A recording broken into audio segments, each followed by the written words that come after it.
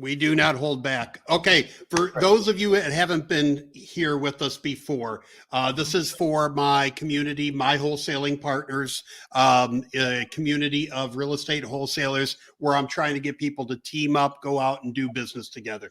I recruited Mr. Chris Logan here to be our Florida ambassador and our virtual wholesaling expert, because Chris has been at this for 10 years. He's done over 600 wholesale deals, and he's built a 7-figure virtual wholesaling business. So I think, who better to teach this stuff to you than this guy right here?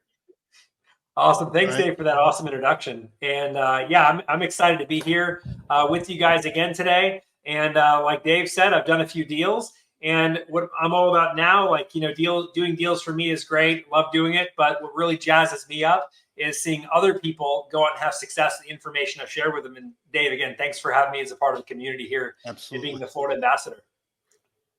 All right. What you got for us today? What's on deck?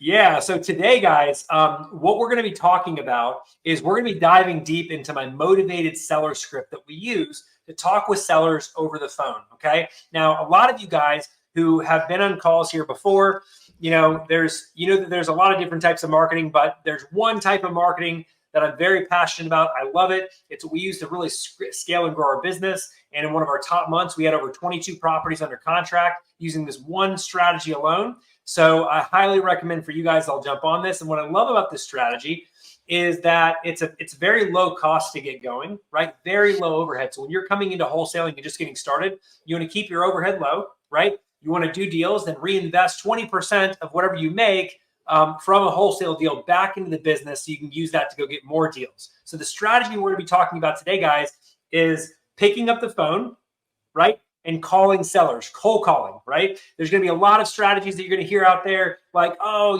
this amazing PPC strategy, like this new AI, crazy automated conversation strategy and all that stuff, guys. And I'm not saying that stuff doesn't work, but what I am telling you, when you first get started, you want to keep it simple. A lot of that stuff will cause you to sit behind a computer and fiddle faddle with it, and you'll waste a bunch of time. You won't do any deals. So what I want you to do is I want you to pick up the phone and take action. That's what I'm all about. And plus, I also have some special gifts for you guys. If you stay to the end, we have some things we're going to give you guys, some discount codes for different services, as well as my script that we're going to be going over today. So what we're going to be talking about today is exactly what to say over the phone to sellers, right? So there's a lot of you who are like, I like the idea of picking up the phone and calling sellers, but I'm really hesitant on doing that. I'm really nervous about doing that. I've never made cold calls before, or I don't know what to say. Maybe the seller would, think I'm new or something like that, and maybe I'd bomb the call. And so you have all these fears, right? But one of the things I'll tell you guys is this: the longer that you take to take action, between the time of thinking about something and taking action, the longer time that you spend in between there, right, the more that fear is going to build up inside you and going to create this huge obstacle in front of you where you're like, okay, maybe I don't feel like doing it today. I'm going to do it tomorrow, right? Well, guess what? There's no time like the present. Today is the day to take action, okay? So what you want to do, a little trick, is minimize that time. So you want to set aside your list. You want to set aside the time to be able to make calls. And at that time, you're going to sit down in front of your phone and go 5, 4, 3, 2, 1. You're going to pick up the phone. You're going to make calls, right? So that is the best way to guarantee that you're going to take action. Otherwise, you're going to continue to think about it and think about it and think about it's an amazing strategy, but never actually take any action, okay? So for those of you who haven't cold called before, that are afraid of what sellers are going to say, just understand that it's okay if you mess up in the first call. Does not matter. Not going to meet these people in the grocery store. It does not matter if you stutter or you accidentally hang up on the seller. It doesn't matter, guys. Just move on to the next call. Don't overthink it. Don't overcomplicate it, right? It's okay to make mistakes. We all fell on our face in the beginning when we first started learning to walk, right? So it's par for the course. And the thing is, you learn from your mistakes. There's a lot of valuable gems that you can take from your mistakes that are learning lessons that you can apply to your journey that help you to grow, okay? So making mistakes and failing, those are all part of taking massive action. And if you're not failing, you're not making mistakes, then you're not taking enough action. So that being said, Is that Mel Robbins technique, the 5-second rule? I don't know. I came up with it, but if some other guy has it too, then that's somebody pretty stole your technique. That's not cool. Copyright infringement. Right.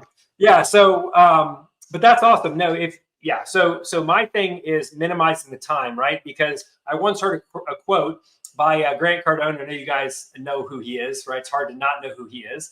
And that was something that he said. He said that the way to eliminate the fear of the phone is minimizing the time between thinking about doing something and taking action, right? So I took that and came up with our own strategies that worked amazing for our coaching clients. And I basically came up with that countdown, basically, to where when you get down to 0, you pick up the phone and you take action. And man, like, it's helped so many people overcome the fear of the phone and get moving, right? Because that's what it's about. It's getting that first couple of calls out of the way, right? Where you may fumble those calls. It's just getting those out of the way as you're getting warmed up so you can get comfortable and you can make it happen, right? So that being said, I'd like to talk with you guys about what we say, because a lot of people who are calling sellers, they're like, what do I say over the phone, right? Do I just wing it? I see some guys on YouTube and they say something different every single time, right? So here's the thing. When you're making calls, okay, it's very important that you have some type of a guide or an outline, okay? You don't want to sound like Mr. Roboto when you're calling these sellers. Hi, do you have a property you want to sell? No, okay, thank you. Don't want to do that, right? You want to have some type of script or outline that you can follow so you can have the same performance on every single call, right? And the reason for that is because if you're saying the same thing on every single call, right, you're going to be able to easily figure out when you're doing something right, what works, fantastic, it's repeatable. And if you mess up, it's going to be easy to go back and point out where you messed up in the script so you can improve that moving forward and take next steps, right? But what's really difficult to scale and difficult to grow is random activity. So if one day you're like, hey, I hope I have the right phone number, is this John? And the next time you're like, hey, I hope I'm not bothering you right now, is this John? You know, and like, it's just, you're going to have a really hard time growing something when you're doing something different every single time. So I like to compare this to doing another type of marketing. So let's say you were trying to do some type of direct mail. You were sending out letters. And let's say you're really trying to figure out what's going on with your mail and you can't find out why you're not getting responses. So you change the letter for every single mailing, right? Well, it's going to be really hard for you to figure out like what went wrong if you're changing things constantly, right? So you want to have a simple, repeatable pattern. So it all starts with the script. So that's what we're going to be going over today. But before we get into that, the second thing you want to make sure is your tone, right? Nothing turns off sellers over the phone, right? Then again, sounding like Mr. Roboto or that you're reading a script, okay? You want to have a script, but you got to put your own personality on it, okay? People buy from people, not from robots, right? Maybe now they do because it's the future and AI and all that stuff. But you want to be a human being, right? So you want to smile while you're reading the script. You want to make sure that you're keeping the conversation flow going. You're not making it awkward. It will be awkward at the very beginning, but the better you get, the less awkward it'll be, okay? And you really want to make sure, again, that you have a positive, upbeat tone, okay? You don't sound boring like this. Hey, you don't want to sell your house, do you? You don't want to do that, right? They'll hang up on you. The thing is, guys, is you have 7 seconds at the beginning of a call to capture seller's attention. And if you don't capture their attention the first 7 seconds, they're going to hang up on you and you're not going to get the lead, right? So in order to do that, again, you have to be able to, hey, fired it up. I love that, Aaron. You have to be able to have a positive, upbeat tone. People like talking to excited, enthusiastic people. And yes, this works if you're introverted. You can be, some of my best cold callers that I have on my team were introverted types, right? Where they're not like overly enthusiastic people, right? But they're really good on the phone. Dave saw it. I was such an introvert as a kid. Yeah, well, Bad. it's okay. But you know, a lot of people think too that introverts can't be good at sales, but that is totally the opposite. In a lot of ways, introverts can even be better at sales than extroverts because of just how they handle the conversation. They're very big on asking questions, not talking a lot, and really just kind of taking in what the other person is saying and truly listening, right? So if you're an introvert, then understand that you can be successful with this too, right? So the third thing, guys, so you have to have a guide when you're calling people. We're going to go over that here in a second. You want to make sure you have an upbeat tone. That's the second thing. And the third thing is there's a reason why the phrase is called smile and die. All right. And it's because a smile can be heard through the phone. Okay. So what I want you guys to do is I want you to go on Amazon or something like that. You can get this long mirror and you can put it in front of you. And I want you to hold the phone up to your ear like this. And I want you to look at the mirror and smile. And if you have that smile, you have permission to dial, right? So you can pick up the phone and you can start dialing at that point. Because believe it or not, a smile can be heard through the phone. Okay. And if you're smiling, again, that's just one more thing for you to sound more friendly, more inviting, less professional, and it makes sellers want to continue the conversation. Okay, so again, get that mirror, put it in front of you. The second thing is the tone, making sure you have a positive, like upbeat tone. And then the last one here is the script, which we're going to get into here in just a second. Okay, so let's dive into the script, because you have 7 seconds, like I said, to capture their attention. Okay, so what I typically do is I open up the script by saying this: hey, I hope I have the right phone number. Is this John? Right? And I have a little bit of a hesitant type of thing there because I want to sound different. You don't want to say, hey, I'm calling from, A to Z house buyers, and I'm calling about your property and wanted to see if you would consider selling to me, right? Like, you don't want to be a big professional company calling. People do not, that seems like scammy telemarketing, and that's just not what we're doing. We're a blessing to people. We're calling, helping people through difficult situations, and you want to sound like a person talking with a person. The guy around the corner is what you really want to sound like, right? So that's why I sound like the anti-telemarketer, where I'm like, hey, I hope I have the right phone number. Is this John? Or this isn't John, is it? And they're going to say, yeah, who's this? And I'll say, hey, well, my name's Chris. I was calling about a property I believe you own at 123 Main Street. And he says, okay, what about it? And you're going to say, well, I'm a local home buyer in the area, and I recently bought a few properties, and just wanted to see if you'd be open to a cash offer on your property there, right? So what did I do there, right? Less than 7 seconds, I said who I was, how I can help him, and the reason for my call, right? So those 3 things I got out of the way, and at that point, he can either tell me yes or no, okay?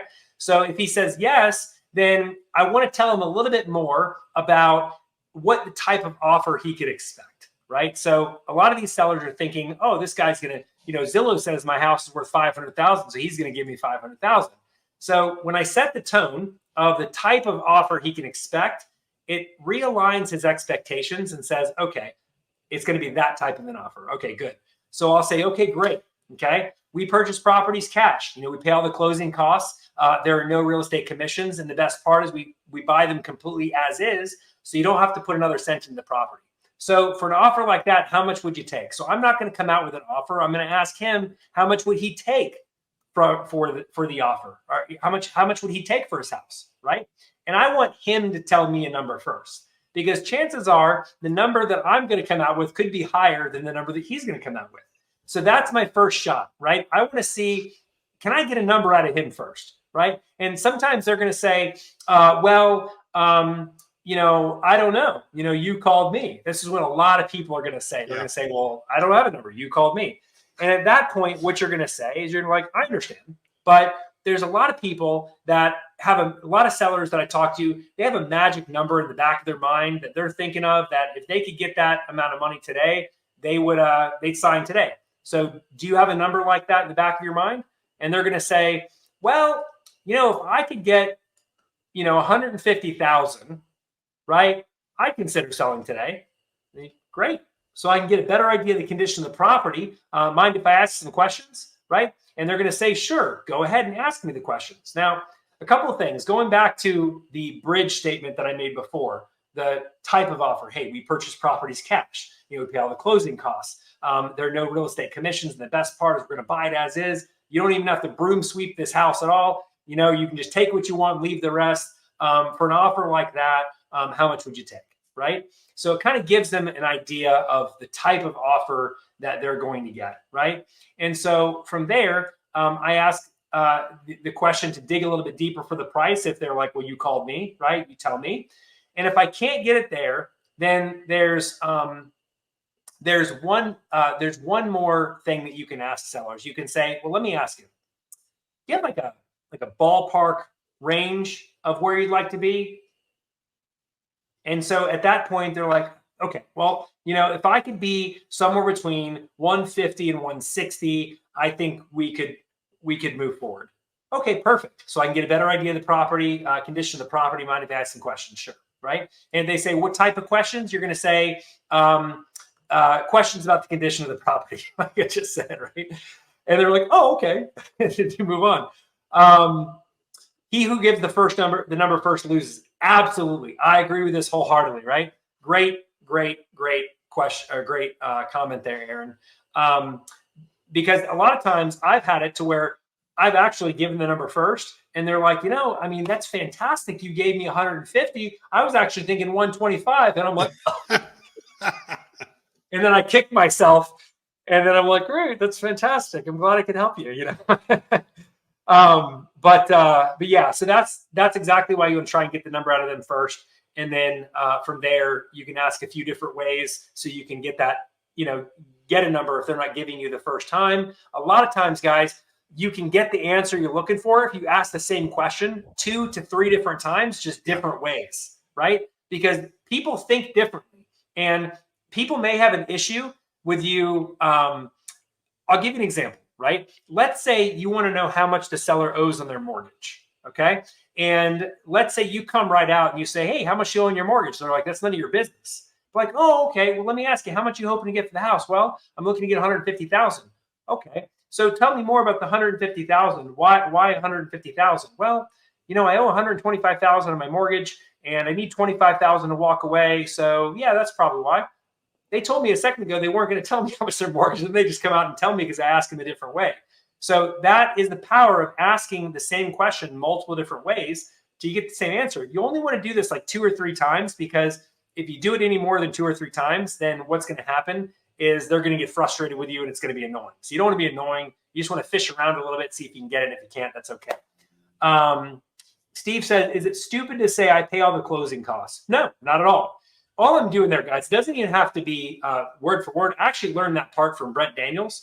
And so, but every wholesaler does the same thing, right? We cover all the closing costs. We buy as is. There's no realtor commissions, right? So it's really important that you just hit those main points. You don't even have to say it exactly how I say it there. It's just, hitting those main points. Oh yeah, so Mr. Seller, fantastic. Glad you're considering a cash offer on your property. Just to let you know the type of cash offer it could be. We cover all the closing costs, right? So you're not going to pay any closing costs there. No realtor commissions. We take the property as is. So you don't have to clean the property before we were to buy it. So if we were going to take the property as is, in the condition it's in now, without you lifting a finger, where you could take what you want and leave the rest, what type of cash offer are you thinking? Right? Or what type of number would work for you, right? So this guy, Fred, says, not always a honest opinion, depending on the situation. They don't give a number. I'll throw out a no type offer as a starting point, saying it'll be based upon condition. Could you expand on that? I'd love to hear what your thoughts are there. I think I know where you're going with that, but I'd like you to expand on that a little bit. That'd be great. I had now this was an in-person deal, but I had a situation once where I wouldn't give a number and they wouldn't give a number. So eventually we just wrote the numbers on our hands, and at the count of 3, we went like that. And you just pray yours is the lower. We met in the middle. We met in the middle. We said, okay, let's split the difference, because we were like $5,000 apart or something. So we just split it, but it was funny. I love that. Yeah, guys, it's good to be creative, because a lot of times, like, you'll go round and round and round and round with sellers, and they won't tell you, and you could do something creative like that, and it makes them laugh, you laugh, and you get the deal, right? So everybody wins. So, but that goes back to the, like you said, about starting, being friendly, smiling, building that, like having them like you. Because if you come across like a telemarketer, like you're calling from a big company, or we buy 600 houses a month and blah, blah, and do all that, then they're naturally going to resist you. Like, I don't want to be sold. But if you go into, hey, I'm a local guy, I bought a house down the street, blah, blah, blah, then they're more like, this guy's like me, right? Yeah. I buy a couple houses here and there, saw your house, thought it'd be, then they want to deal with you. But as soon as you start acting like too big for your britches, right? Mm-hmm. Oh, we do this and we do that. And then they don't want to share anything with you. Absolutely, because you're making it about you and not about them. And these calls are not about you at all. It's all about them, right? You're giving them a framework of the type of buyer you are, so they can understand where you're coming from, and you can, make it, you can see if there can be a meeting of the minds on price. But at the end of the day, you want to, like Dave said, avoid being that huge investor, right? People don't want to deal with those types of companies. So, because the biggest thing is they're thinking, oh, you're a big company, you'll probably pull one over on me. Right. So that's their big thing. Right. So, yeah. And man, Pat brought up a really good point there. They're going to want a heck of a lot more if they think you're from a company buying 600 homes a month. Right. Exactly. They think you're a big hedge fund or something, right? They're not going to want to do it. But that's why I always say, you know what, I'm local, I'm dealing with another seller in the area, and I came across your property, right? 100%. Right. No, 100%. That's exactly what you want to do. So at that point, so what we've done so far is we've given our intro, right? We've captured, who we are within the 7 seconds, the reason we're calling and how we can help them, right? And then from there, we've given them a little framework of what they can expect as far as the type of the offer from us. We fished for an offer from them. We're able to get it, weren't able to get it. Either way, we still move on, follow the same process. And now we're wanting to drill down a little bit deeper on the condition of the property. So this part is probably my favorite part, right? Because this is where the money is made, right? And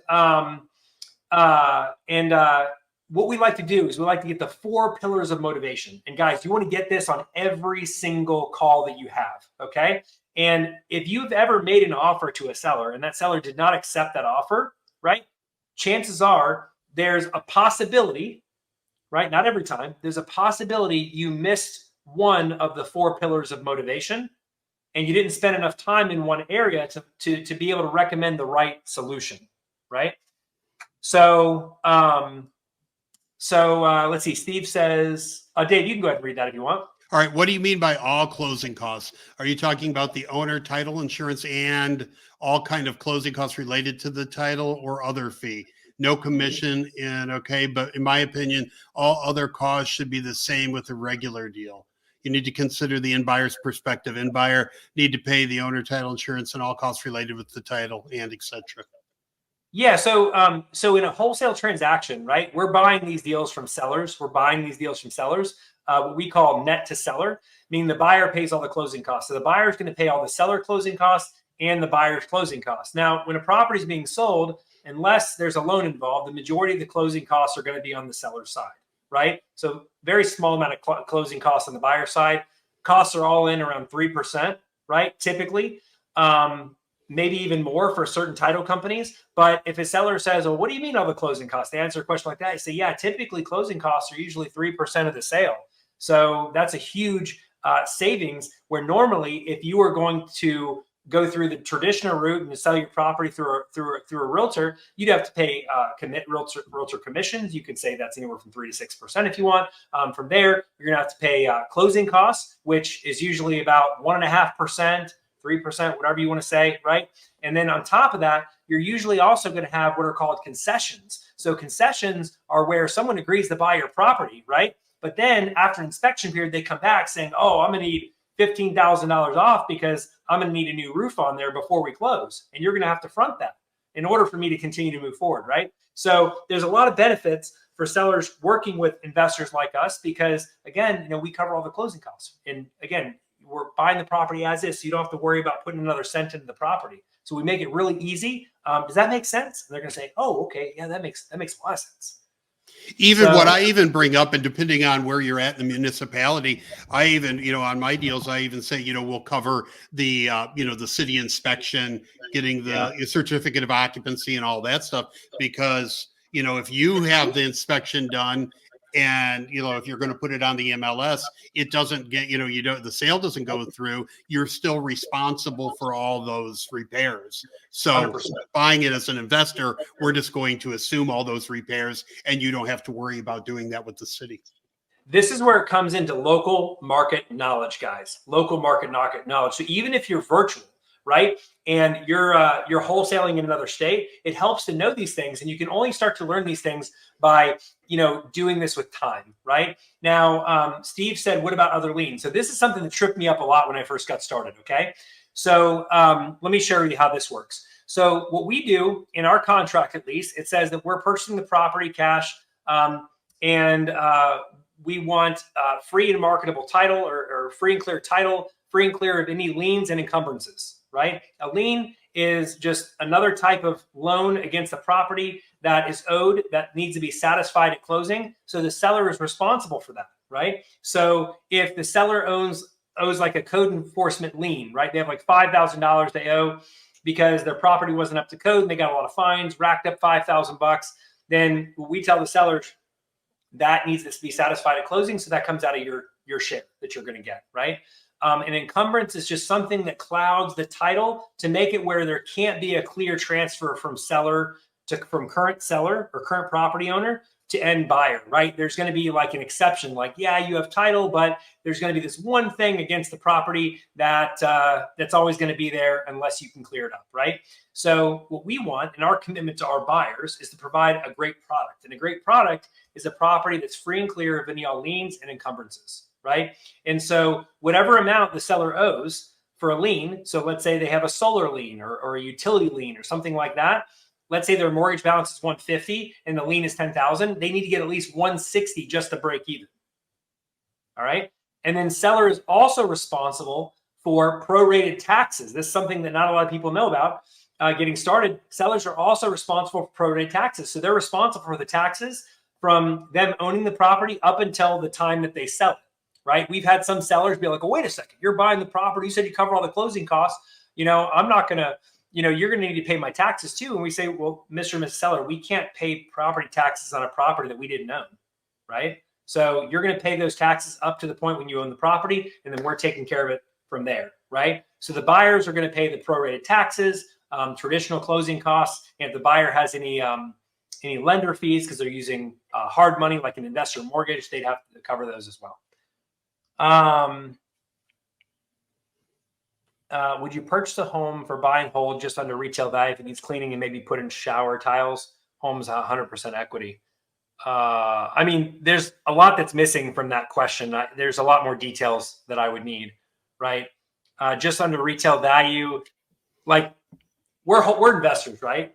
We're wholesalers. And so I would never purchase anything at retail value or even close to retail value.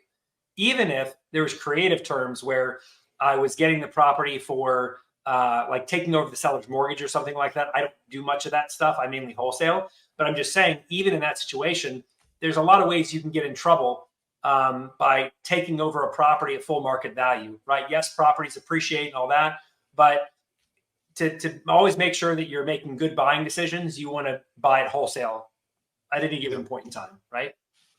So, okay. So the 4 pillars of motivation, let's hit on that, right? So let's talk about what those are. The first pillar of motivation is price. How much does the seller want for the price? Okay. The second pillar of motivation is timeline. When is the seller looking to sell, right? The third pillar is motivation. Why are they looking to sell? And the last one is condition. Okay. So the most important one, can anyone guess what the most important one of those 4 is? I'd like you to drop a comment so I can hear what your guys' thoughts are, and then I'll share with you which one it is. But go ahead and drop a comment. Which one is the most important out of those 4? Is it price, timeline, motivation, or condition? Which one of those 4 is the most important? And I'll go ahead and give you my thoughts. I feel like it's a trick question. You're gonna zing us. We're gonna say price, and you're gonna go, you would think, but it's not, It's actually none of them. No. It's E. Yeah, exactly. It's the 5th one. No, just kidding. Gotta have some fun, right? Okay, so we got a lot of people here commenting. Love all this. God, love this engagement. It's great. Motivation. We have price. We have motivation. Timeline. Motivation. Timeline. Motivation. Without motivation, you have nothing. Motivation. Motivation. We got an O. Oh. You tricked us. No, there's not a 5th one, guys. I'm just kidding. There's only 4. All right. So I'm going to great stuff, guys. Great stuff. And you know what? Any of these that you guys have shared could be rationalized as being the most important, right? But in my personal opinion, okay, and just my experience, motivation is the absolute most important one And most wholesalers starting out, they spend the least amount of time on that. They're all about the price. Yeah. They're like, oh, I didn't get the price, the price, the price.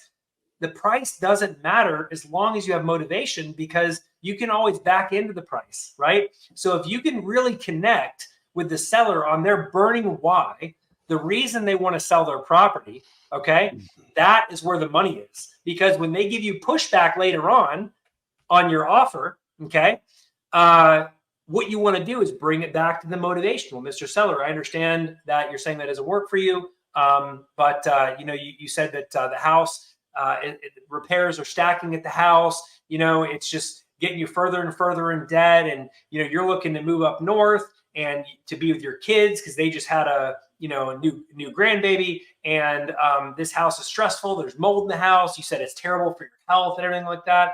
Let's get you out of this. So where would you need to be? Like, how close to my number can you get, right? And then you kind of back into the conversation like that. But my point is, guys, is motivation is the one you want to spend the most of your time with. And we actually have a statistic in our team that if you don't spend 36 minutes on the phone with the seller, okay, then that's not a great call. Okay, 36 minutes. And that is after you got the information, okay, meaning you got the price, timeline, motivation, condition, you got all that, right? And you're going back to make the offer and you're kind of reconfirming those things, right? So 36 minutes is a great call. Anything less than 36 minutes, you didn't spend enough time with the seller, okay? There are people that say, oh, I fling out offers in 10 minutes on the call. You're going to, most of the time your offer is going to be denied, right? 36 minutes is a great time to be on the phone with the seller, really digging in, build a little rapport, but really you're asking a lot of questions around the motivation, okay? So let's talk about that. I'm gonna show you exactly how to do that. All right, so the first thing that you wanna do is you wanna ask them, how much are you hoping to get for your house, right? That's the very first thing. How much are you hoping to get for it, right? Notice hope. How much are you hoping to get for the house? From there, what they will do, what they'll do is they're like, well, if I could get 150,000, I'd be happy. Okay, so you got that. Great, right? So then you go down to timeline, right? How long have you been thinking about selling? Well, I've been thinking about selling here for the last couple of years. Great. So if we could agree on a price today, would you be open to selling here within the next 90 days? Yeah, I would. Okay, great, right? So immediately there's two things you can do to quality check this lead. Okay, if the seller's asking within $10,000 of 80% of his estimate, I'll repeat that again, within $10,000 of 80% of his estimate. So let's say his estimate's 100,000. So if that seller's asking 80 to 90K, that's a first checkbox where that could possibly be a motivated seller, right? The second thing, again, if the seller's willing to sell within 90 days, checkbox number 2, that is smoking hot, right? That seller is going to give you a motivating circumstance to sell, okay? So after you get those two out of the way, okay, the next thing you want to find out is, hey, let me ask you, have you done any remodeling the kitchen and bathrooms in the last 5 years? Okay, so that is the condition, right? You're going to ask them about the condition. And what that'll tell you, if they've done any remodeling, that tells you what condition the property's in, right? And how much work they've put into it. And you also want to get the age of the big ticket items like the roof, AC, electrical, and plumbing, okay? See if there's any issues there. Always really good to know, because those things can affect the price, like affect your offer like no other, right? And then from there, once you have those 4 things, and then the last one, like I said, is motivation. So you want to dig into the deep why they're selling. So some sellers will tell you a reason why, but like Steve says here, sometimes you don't know the motivation, right? The seller will say, oh, I just want to sell because I'm looking to move, right? So that's when you got to be a little bit of a detective and say, interesting, you're looking to move. Where are you looking to move to? I'm like, oh, I'm looking to move to North Carolina. Oh, wow, you're in Florida here and you want to move to North Carolina? Tell me about that. What do you got going up? What do you got going on in North Carolina? Right? She's like, well, and that's where the motivation comes in right there, right? They're going to say, well, I bought a house up there. I want to be closer to my kids. So I'm paying 2 mortgages right now. And it's a really big headache. And there's repairs that need to be done this. I don't want to have a realtor come through the property because I don't trust those realtors. I'm going to have to pay commissions and all these things. And that's where they'll start to unload. So what we tell all of our guys on our team and what we tell all of our coaching clients is you want to find out the motivation behind the motivation. All right. Because sellers will give you motivation up front, right? they'll say, yeah, I want to move. Okay. Most wholesalers will stop there. Oh, okay. You want to move. Oh, I totally understand how hectic it's got to be to want to move. And yeah, so let's get you out of there. So how much are you hoping to get for the house? And they just go right into that, and they miss the huge opportunity. So what you want to do is be like, really, what's got you wanting to move? Yeah. You have to dig deeper than that, right? Because most, like you said, most wholesalers will just blow by it, right? Oh yeah, I want to move, right? But oh yeah, why? Oh yeah, why? You got to keep digging. 100%. Because here's the thing: if you don't dig deep enough there, and this is where the 36 minutes really comes into play, the bulk of that time is spent right here. If you don't dig deep enough, you're not going to know the exact reason why they want to sell. And so when you're going to make an offer, literally, I want you to picture throwing bologna against the wall, seeing if it sticks, right? Because that's exactly what you're doing. You're playing darts in the dark with a blindfold on. You have no idea the type of offer to make, especially if they won't even tell you how much they want for the property. You're not going to be able to make a solid offer, right? So what you really want to do is you want to find out, again, the reason behind the reason. So they're going to tell you a reason why. You're going to be like, great, tell me about that. What's got you wanting to move? If he says, this house has gotten to be a lot to keep up with, most wholesalers would take that for face value. Okay, so he's a hard time keeping up his house, right? But there's so much more you can drill into right there. Okay, tell me about that. So, so there's, you're having a hard time keeping up the house. The house you want to take care of. Tell me about that. What's been the biggest struggle for you, right? And then what you want to do is you kind of want to put the knife in and twist a little bit, right? What do I mean by that? They're going to be like, yeah, well, I got this this roof here that's got a leak, and as you know, it's hurricane season's coming here in Florida, and I'm really just worried that too much water is going to go in the back room, cause mold. This is where you twist a little bit. I totally understand your concern there. That sounds like it's a really big headache. You got a roof that's toward the end of its life. You don't want to get water in your property there. That could cause a lot of damage, and that's and then that can lead to mold and all that. So I totally understand you want to get that fixed right away. Tell me, why don't you fix that right now? Oh, well, I don't have the money to do it. Got it. Okay. So just to be clear, you have a property where the roof's toward the end of its life, water's coming into your property. There could be a potential mold situation there. That's not going to be good for you to live in, very healthy, right? You're looking to get out of there and move as soon as possible, right? Yeah, I am. Okay, great. And that's where you can kind of go in and then go through the other questions and then get them an offer. But again, it's spending time where it counts, right? Don't spend the most of your time on the price. Spend the most of your time on the motivation, and the price will take care of itself. Okay. So a lot of times and I've had a lot of sellers that are, in the beginning, they're unreasonable on price. So they want more, but when you go through and talk about all the motivations, and then you go through and talk about the conditions, right? And those in combination, I know you're going to get into condition, but it's, then you can justify your price, right? If you know all those things, you take that time to look at the motivation and find out why they're selling. Then you can take the condition and all that and back into the price, right? And then they understand it. They go, oh, okay, I get why your price is lower than the crazy number that I had in my mind. 100%. And sometimes sellers will even piggyback it on that, Dave. Sometimes sellers will be like, well, my neighbor's house, that just sold for X, Y, and Z. That's like the favorite they go to, right? Or the Zillow says, or my neighbor that says. House down the street, they sold that for $600,000. Oh, the one that's like 500 square foot bigger than your property and was like fully remodeled. That property? Right. Oh, okay. I get it. Yeah. So, if seller says something like that, they're like, oh, well, the house across the street, the house across the street sold for X, Y, and Z. Really? Tell me about that. Do you know the condition of that property? Oh, no, I don't. But I think the last owner put a lot of money into it. Oh, okay. So that wasn't the same condition of your property at all.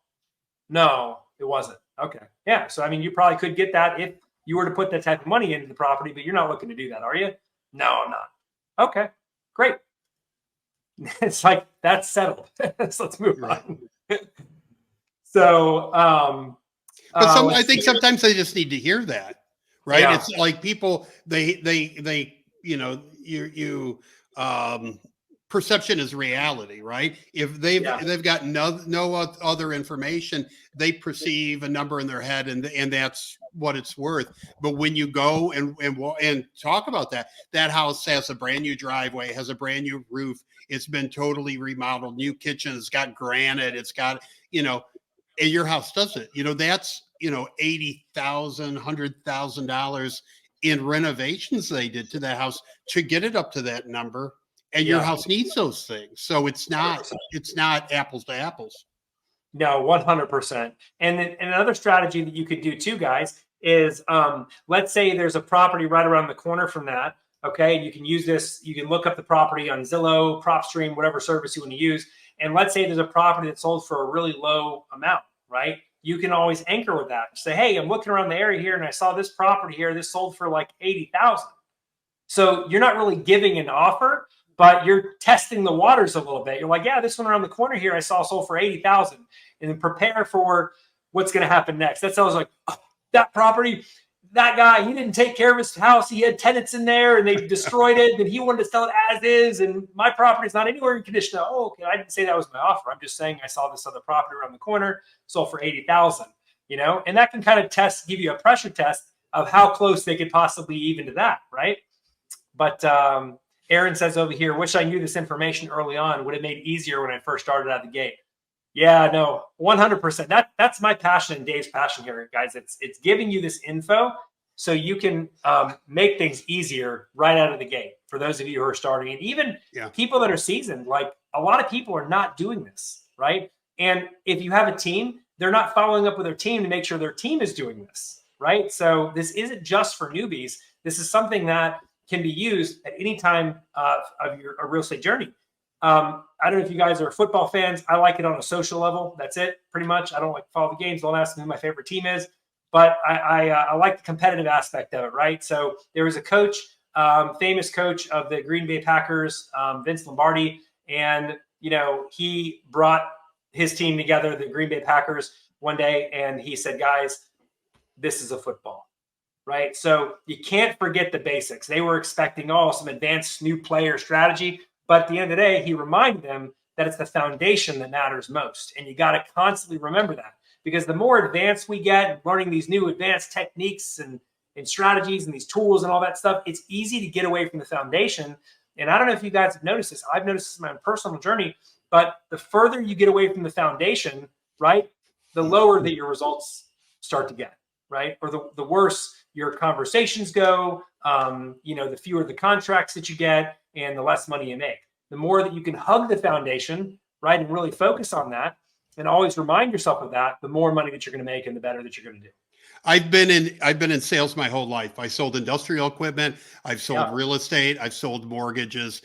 And I'm telling everybody on here, the times in my life where I said, in sales careers, I said, I'm going to remove everything that doesn't result in a sale and not do it, and just talk to people.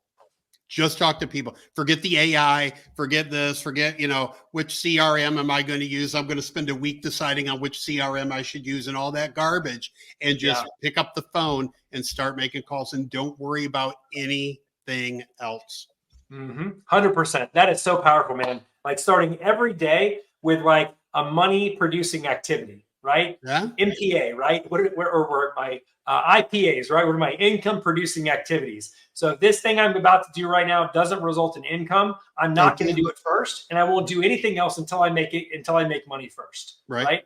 When I was in the mortgage business, if I had any task that didn't result in me getting a mortgage, I'd go find somebody else to give it to. I'd give it to the receptionist, or I'd give it to another loan officer. I'd say, "Hey, can you handle this for me?" I can't do it right now, right? And I just give it away. But you've got to focus on just the core, right? Making calls, making offers, closing deals, right? And that's it. A lot of people will say, "Well, Chris, cold calling, that's such an old strategy. There's so many new things you can do today with technology in the future and all that stuff." And my response is this: it works. There's the reason people have been doing it for so long. It's not an old, outdated strategy. But I love for people to think about that, because then they get away from that. They get all confused with not making money on these other strategies, and then they're like, okay, maybe I need to come back to what actually works, right? You know why people focus on the the CRMs with the follow-up systems and the AI and all that stuff is because they're just scared to make the calls. Yeah, Right. it's So easy. they're like, I'm going to find the magic solution to this magic potion that's going to get me deals. And guys, I'm telling you, I've been at this 10 years. There's no magic formula other than just doing the work, other than just getting on the calls and making the calls. Yep. Hang tight. I'm gonna grab something real quick. Okay. It's all about this right here, guys. Making the call. Love it. Making the call. So I pulled this out at an event that I spoke at, and people died over it. It was funny. But yeah, it's all about picking up the phone and making calls, guys. That's what it's all about, is keeping it simple, making the calls, right? So let's see here. Okay, cool. So let's talk about the final steps of the script, and then I'd love to answer questions here, save some time to answer questions. So the last step of the script is you're going to be getting all the those questions answered, right? And then from there, if you're closing virtual, meaning you're going to be doing the deal in another big bona fide phone, exactly. Boom, right there. If you're going to be doing the deal virtually, then the next step right there is saying, thanks for your time today. I appreciate it. It sounds like it might be a good fit for us. What I'm going to do is I'm going to go ahead and crunch some numbers here and I'll give you a call back. Are you going to be in front of your computer here in the next 30 minutes, right? Or the next hour, however long it takes you to run comps on a property, 30 minutes, 45 minutes, an hour, right? From there, you want to tell them that. They're going to say, yeah, I'll be in front. Great. What I'm going to do is I'm going to give you a call back here shortly with an offer, and I'll talk to you soon. Great. So you want to find out they're going to be in front of their computer. That's important because that means, guess what? They can sign a contract. So if they're not, you want to find out when they're going to be in front of their computer. And if you're closing in person, right, I recommend virtual. But the other way you can handle that is say, thanks for your time. Sounds like it might be a good fit for us. When's the soonest time we can come out and take a look at it? The reason why I don't like physical in-person wholesaling is because you can waste a lot of time, right? You can have sellers will say, yeah, come on, look at it on Friday. And they won't tell you they have 10 other people come to look at the property. You show up and you're like, oh, I thought I was just going to be here, right? And then you drive the property, then you drive home and all that stuff. It just takes up a lot of time. So virtual is what I love because there's nothing standing between you and that seller and getting the contract accepted outside of setting aside some time to review it together and seeing if it's a yes. That's it, right? Okay. Yeah, so that's what I have for you today. What I'd love to do is answer some of your guys' questions, right? So we walked through my script and how to frame the call. We've talked about, the launch plan, the 5, 4, 3, 2, 1, making calls. We've talked about having the right tone, right? Positive and upbeat sounding. The script is a guide going through. We talked about having a mirror in front of you. So when you're making calls, you're smiling, then you can dial, right? All those things will help, right?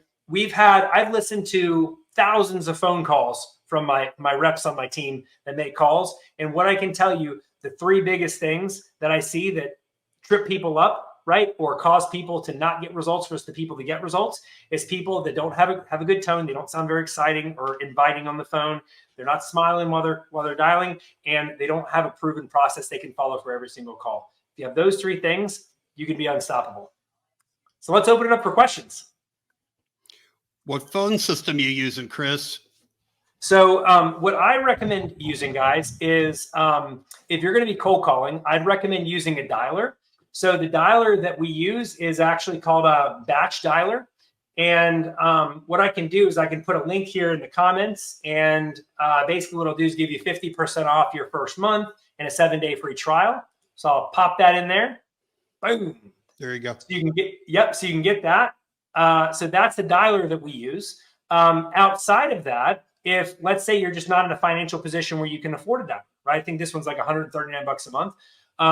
You can use Google Voice and call people, right? That can be a great tool to use to be able to call sellers back. Because even when our team is on the dialer, right? We don't call sellers back on the dialer. We use the dialer to get leads, right? And then we call them back on another phone line. So that could be Google Voice, it could be smartphone, it could be Vumber, it could be any other type of number that you want to use. But the big reason why we like a dialer is because you can get through a lot of leads Yeah. very quickly, talk to a lot of sellers, right? In a 20-hour week. So if you're working, 20 hours a week making calls, you can make 5,000 calls. So it's a lot of freaking calls, right? And it's much easier. But I typically recommend people when they're starting out to cold call anywhere from 2-3 hours a day. Yeah, and So, you guys, if you want to use Google Voice or something like that, if you haven't used it before, Google Voice has a app that you put on your phone, so you can use it just like a regular phone. So it's not like you have to get online and get on Google and do all that. You can. It's just an app that you put on your phone. Yep. So I'll actually drop one more link in here for you. So this is where I get my seller leads. We use PropStream, so getpropstreamnow.com. You can do that. And that's where we pull all of our lists from. There's some great lists in there, guys. There's tired landlords that have owned properties for 15 years or more. You have senior owners, people who have owned properties for 30 years or more, right? You have all the motivateds like divorce, delinquent tax, probate, vacant, all those are offered in there. And as far as how many calls an hour, well, let's see, I can tell you. So if you do, my guys on average dial 5,000 dials a week on a 20-hour work week. So 5,000 divided by 5 days a week, divided by 4 hours a day, you're looking at about 250 calls an hour. That's what a dialer can do. Yeah, and I'll explain that to us, because you're getting a lot of voicemail. You're getting a lot of, you got the wrong number, even if it is a wrong number or not. So in that window, how many people are you really getting on the phone? Yeah, so you want to on average reach about 10% of the people that you call. That's kind of like a benchmark of what you want to do. But what we find is if you have a list, so let's say you have a list of 10,000 records on that list, right?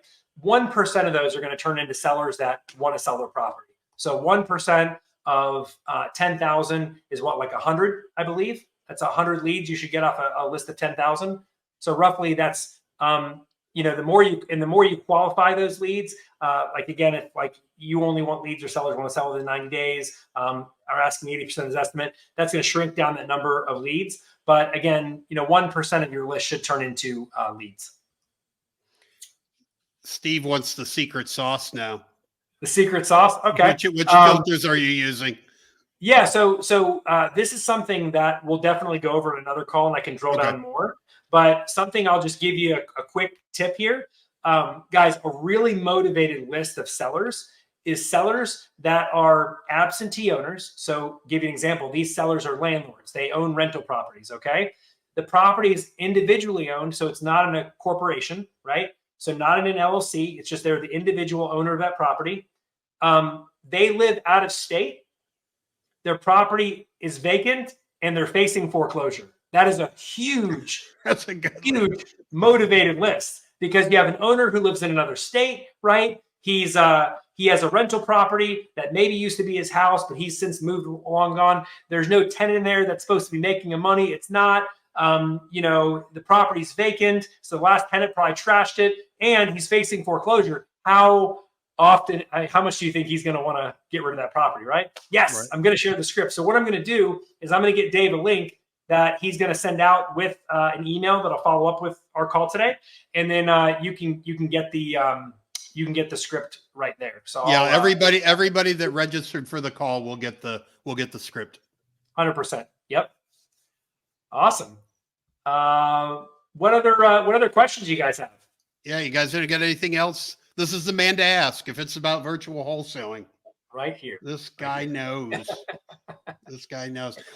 Chris, let's talk about, like, if somebody wants to take this a step further and have you do some one-on-one coaching with them or get into your mentorship program.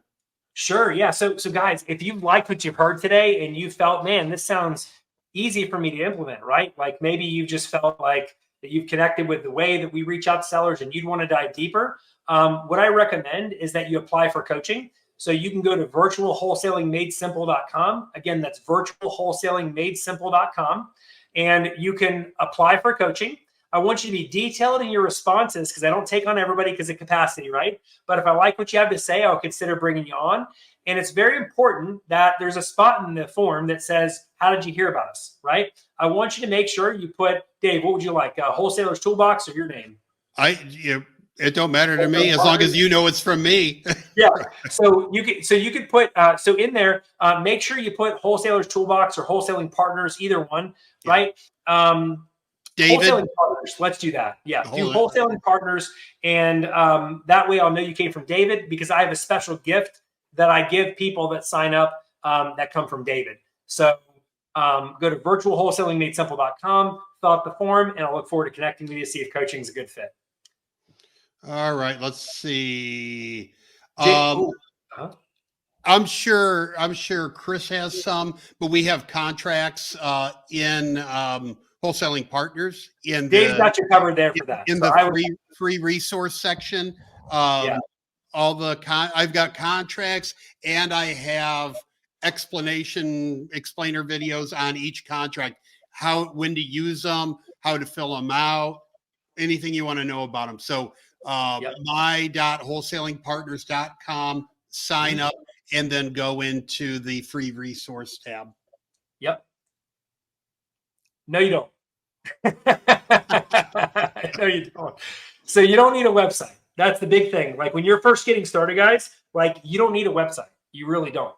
Like I went my first year and a half in the business, almost 2 years without a website. So you don't need a website. Again, I want you guys to focus on the things that are going to make you money, and a website is not one of those things. Because a website can actually work against you in the beginning when you're wholesaling, because you may make some mistakes. There's a chance you may make a seller upset or two, and you just don't want your Google Places thing claimed and your website and your Facebook page where they can leave review. You don't want that, right? Because if you make mistakes, then people just take to their keyboards, and it's just not not good.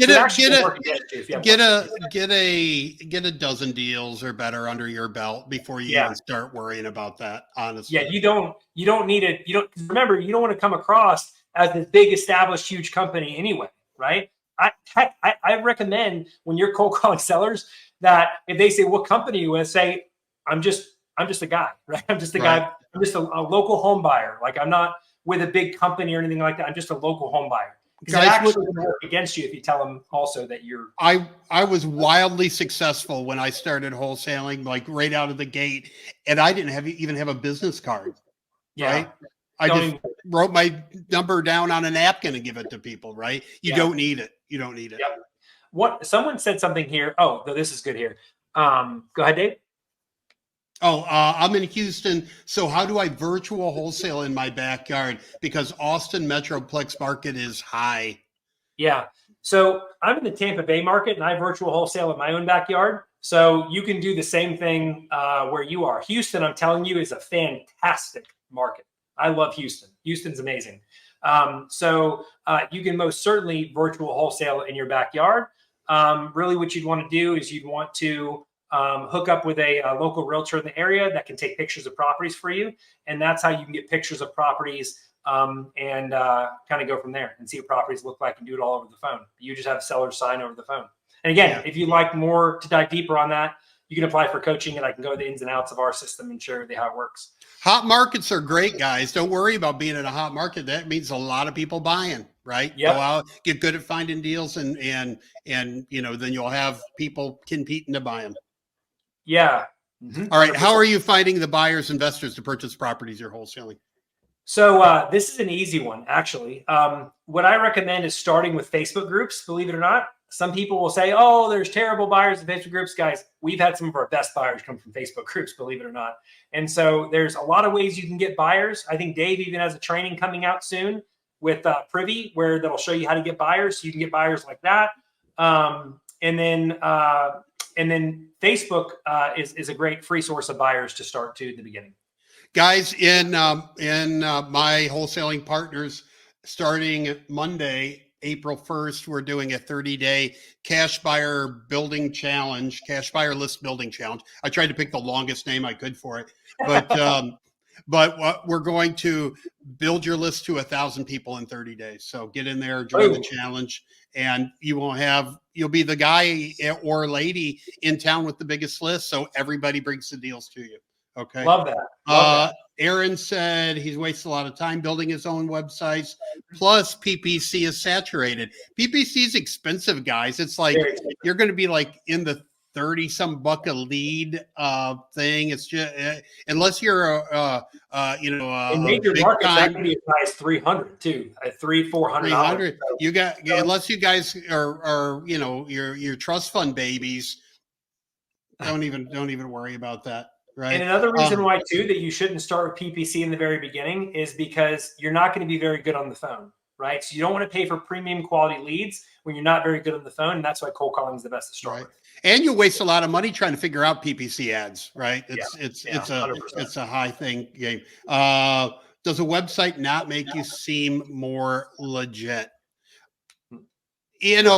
I had a few people in the beginning before I had websites or anything ask me, they say, do you have any any referrals or, any, people recommend you? And I would always refer them to my title company. I'd say, call my title company and they'll tell you that I'm closing deals, and they would, but that's legit. Like, they're like, yeah, David closes, 5 deals a month with us. Right. So they're like, okay, he's real. Okay. Yeah. When a seller says, what's your website? That's I'm not going to do business with you, but I'm trying to be nice. So I'm going to ask you a question that gets you off the phone. Right. But if they're willing to call the title company, like Dave said, that's huge. A website doesn't sell. This will sell for you. A title company will sell for you. Right. Okay. I'm going to pop this up here and shame Fred because I personally know him. Hey, Fred, don't promote yourself on our webinars. All right. Stop it, Fred. All right. Let's see. Aaron said, if y'all want a JV, I'm down. And that's what Wholesaling Partners is all about. So where'd you say you were at, Aaron? I forgot where he said he's at, but he said he'll be boots on the ground for you too, wherever he's at. Boom. Love that. Gil, we have a Wholesaling Partners community on Facebook, but the community I'm talking about is I'm going to throw the banner up real quick, is right here. Go here and sign up. It's built on Mighty Networks. It's a private community. Go on there for the contracts. You can hop on down to the free resources and hop in there and download anything you want. But ton of great information, ton of great people in there. Chris is in there. I'm in there. Most of the people on this call are probably in there. So join today. Yep. It's free. Right now it's free. So join. All right. What else we got here?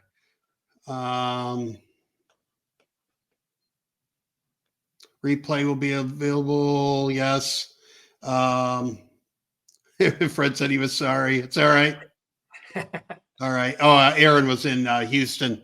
So if you want to JV with somebody in Houston, partner up, or need some boots on the ground or whatever, reach out to Aaron. And that's cool. All right. Let's see. Does your training show you how to find wholesaling friendly real estate attorneys, title companies? Where I am, I've heard attorneys say that wholesaling is illegal. Where are you at, Sonia? Just out of curiosity. There are some wholesaling laws popping up. Another reason we should get into the community, because we're talking about that. And what, if you're in a state that has, I think she may have been asking about the coaching. Possibly. I'm sorry. No, you're good. Yeah. No. Yes, it does. So we cover that. We go over how to find a wholesaling friendly title company. We talk about how to find wholesaler friendly attorneys. You want a real estate attorney for very specific reasons when it comes to protecting your position in the contract when it's needed. And we've gone through all those types of situations where sellers sign, they agree, and then from there they want to back out, right? But there's ways that you can prevent that from happening, and so it's good to have an attorney, and we walk through that. She's talking about she's in what's in Massachusetts. So I think it's Massachusetts. Yeah. So but I've got a title company in there. Chris can help you with that. Yeah, absolutely, we can do that. We can help you. Hope I'm not asking something I already answered. What advice would you have for setting up a team or a group of like-minded individuals to share strengths and help with weaknesses? I would say join Wholesaling Partners and find people in your state. And you can go in there. In the Wholesaling Partners, we have state groups. So you can go into your state group, find some people that have joined there, that are local to you. You can see who the members are. Find some local people and say, hey, you want to go out and grab some lunch? You want to start a meetup? You want to, market together? You want to do whatever? Just do it. And by the way, Sonia, Massachusetts is an attorney state. So you wouldn't use a title company in that state. You would use an attorney, but wholesaling is not illegal in Massachusetts. So it is not. Raleigh, North Carolina, great territory. Love that. So yeah, guys, if you can join Dave's group, the Wholesaling Partners, and then again, if you'd like to take next steps with coaching and you're really looking to understand how to virtual wholesale and take next steps and start doing deals from home anywhere in the country, just go to virtualwholesaling.madesimple.com and apply, and I'll look forward to connecting with you. All right. Good stuff, man. I like Awesome. this call. This was a good call. Yeah. No, I had a lot of fun on this one. And I always like talking about cold calling. It's one of my favorite things to talk about when it comes to real estate, because nothing puts you faster in touch with sellers than picking up the phone. So yeah, cool. All right, guys, we'll talk to you all soon. Appreciate you coming, and see you in the group. Talk soon, guys. Bye, Chris.